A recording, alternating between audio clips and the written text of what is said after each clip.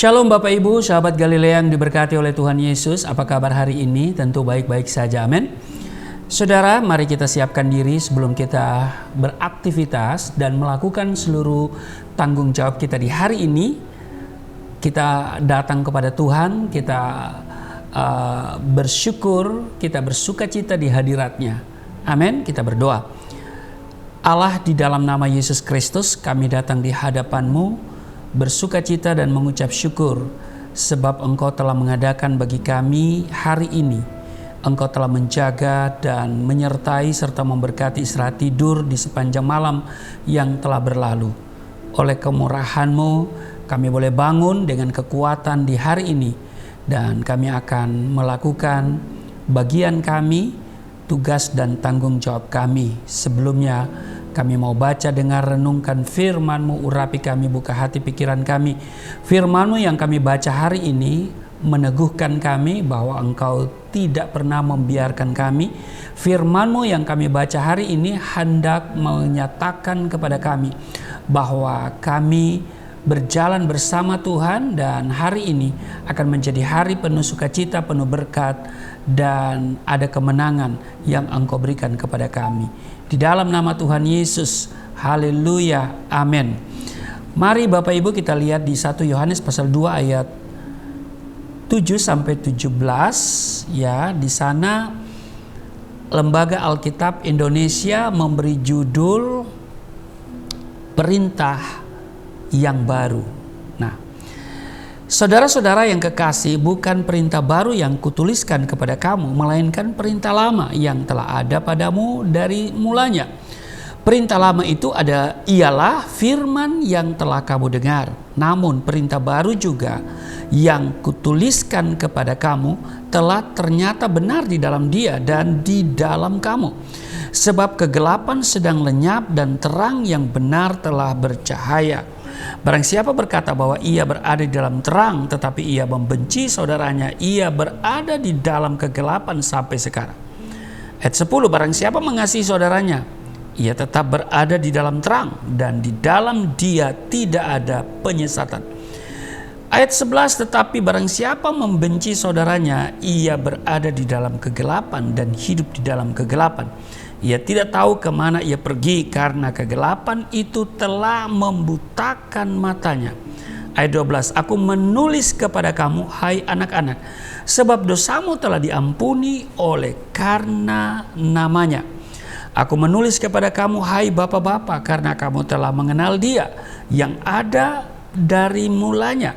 Aku menulis kepada kamu, hai orang-orang muda, karena kamu telah mengalahkan yang jahat. Ayat 14, aku menulis kepada kamu, hai anak-anak, karena kamu mengenal Bapa. Aku menulis kepada kamu, hai bapak-bapak, karena kamu mengenal Dia yang ada dari mulanya. Aku menulis kepada kamu, hai orang-orang muda, karena kamu kuat dan firman Allah diam di dalam kamu dan kamu telah mengalahkan yang jahat. Ayat 15, janganlah kamu mengasihi dunia dan apa yang ada di dalamnya.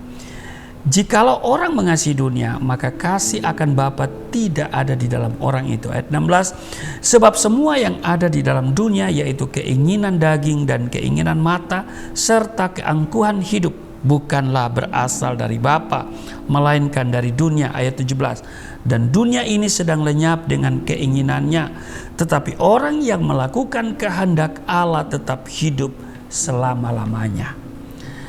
Bapak Ibu, di ayat 16 ya, kita lihat dikatakan begini, sebab semua yang ada di dalam dunia, yaitu keinginan daging dan keinginan mata serta keangkuhan hidup, bukanlah berasal dari Bapa, melainkan dari dunia.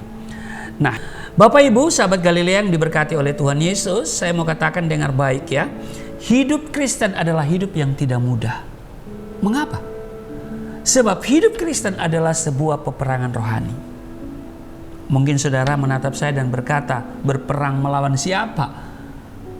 Berperang melawan musuh, yaitu iblis, yang adalah musuh utama. Jadi iblis itu adalah musuh utama kita. Di Efesus pasal yang ke-6 ayat 12 dikatakan begini, perjuangan kita bukanlah melawan darah dan daging, tetapi melawan pemerintah-pemerintah, melawan penguasa-penguasa, melawan penghulu-penghulu dunia yang gelap ini, melawan roh-roh jahat di udara. Perhatikan bahwa dikatakan perjuangan kita bukanlah melawan darah dan daging, ya kan? Tetapi melawan pemerintah-pemerintah. Belum selesai ya. Jangan hanya sampai di situ ya. Melawan penguasa-penguasa, belum selesai ya, masih koma. Melawan penghulu-penghulu dunia yang gelap ini. Melawan roh-roh jahat di udara. Nah, peperangan selanjutnya adalah peperangan melawan cara hidup duniawi. Alkitab menyatakan bahwa persahabatan dengan dunia ini menjadikan kita musuh Tuhan. Sudah baca di Yakobus pasal 4 ayat 4. Karena itu orang percaya harus punya ketegasan untuk meninggalkan segala hal yang bersifat duniawi agar saudara dan saya layak dan berkenan kepada Tuhan. Dunia dengan segala keinginan dan kenikmatannya seringkali dimanfaatkan iblis untuk mempengaruhi, melemahkan, dan menghancurkan kehidupan manusia. Disebut tadi di ayat 16, sebab semua yang ada di dalam dunia yaitu keinginan daging. Itu yang pertama. Keinginan daging.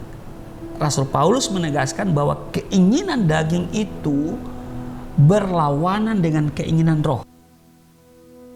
Pasal 5 ayat 17, sebab keinginan daging berlawanan dengan keinginan roh, dan keinginan roh berlawanan dengan keinginan daging, karena keduanya bertentangan, sehingga kamu setiap kali tidak melakukan apa yang kamu kehendaki.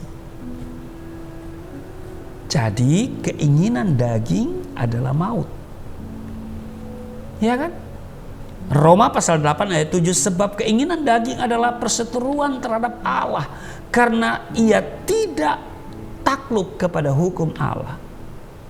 Mereka yang hidup dalam daging tidak mungkin berkenan kepada Tuhan.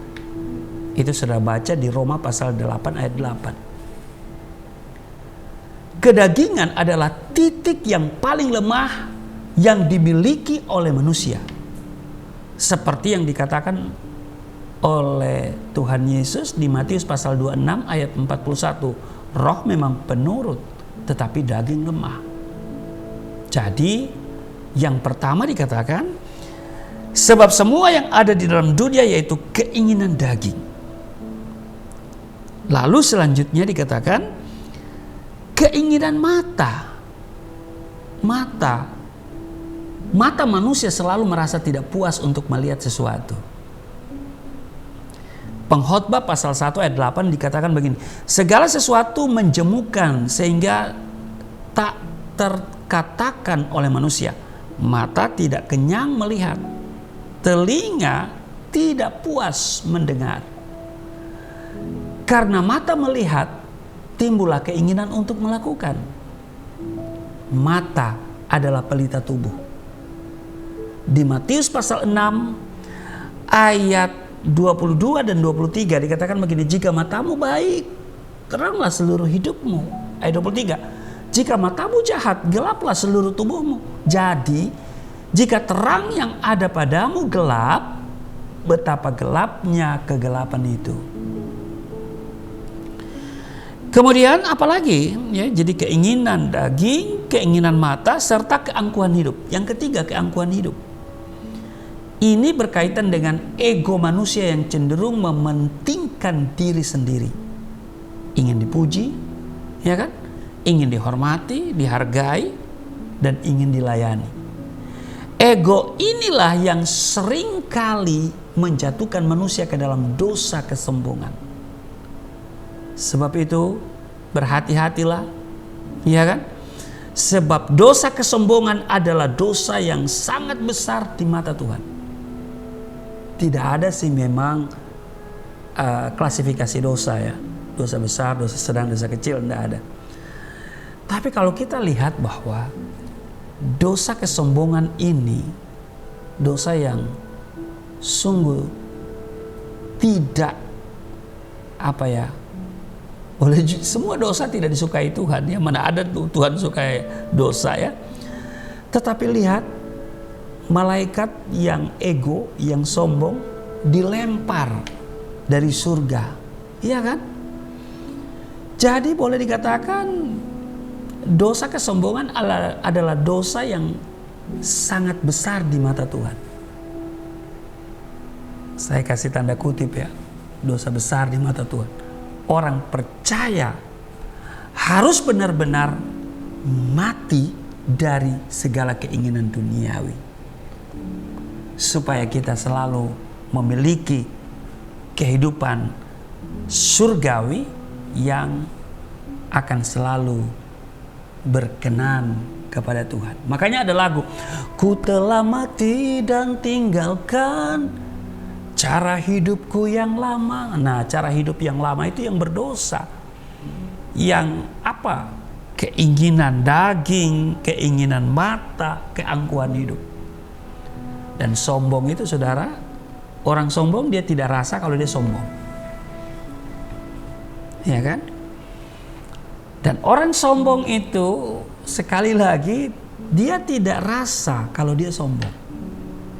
Karena itu kita perlu waspada. Kata-kata kita, sikap ya, perilaku kita.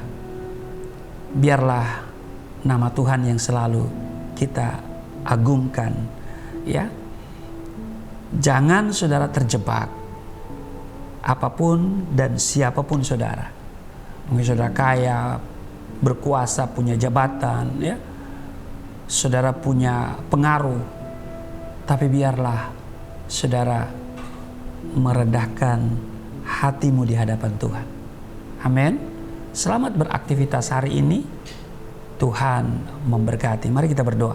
Terima kasih untuk hari ini kami diingatkan bahwa segala yang ada di dalam dunia, yaitu keinginan daging, keinginan mata, keangkuhan hidup, bukanlah berasal dari Bapa, bukanlah berasal dari Allah di dalam Yesus Kristus, tetapi itu berasal dari dunia. Kami menyadari hal itu dan kami akan sungguh hidup di dalam perkenanan Tuhan. Kami akan selalu pegang firman-Mu. Kami menghidupi firman-Mu. Dalam kehidupan kami selalu meninggikan, memasyurkan, menyaksikan nama Yesus Kristus. Bukan nama kami, bukan keluarga kami, bukan pengaruh kami, tetapi kerajaan Allah itu yang kami beritakan, kebaikan Tuhan yang kami saksikan. Berkati seluruh sahabat Galilea dalam tugas kerja hari ini. Kami semua dilindungi, diberkati, tidak kekurangan, tidak sakit-sakitan, di dalam nama Tuhan Yesus. Haleluya, amin.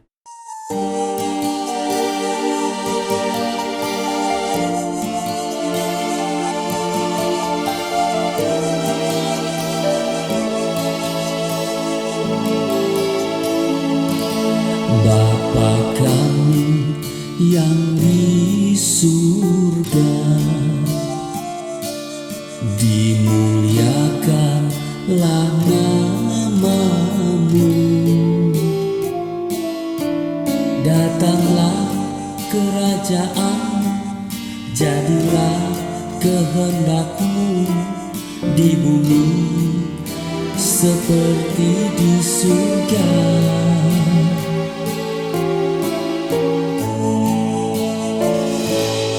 Berikanlah kepada kami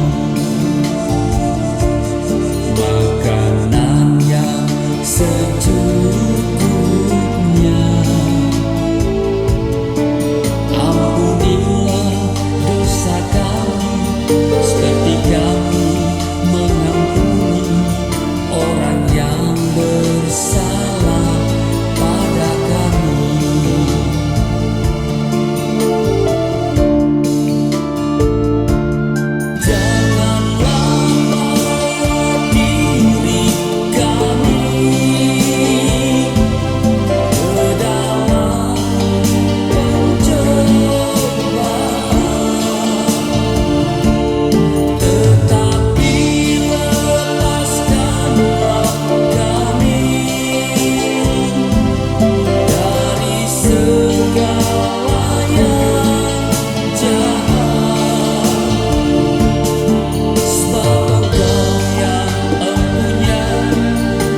kerajaan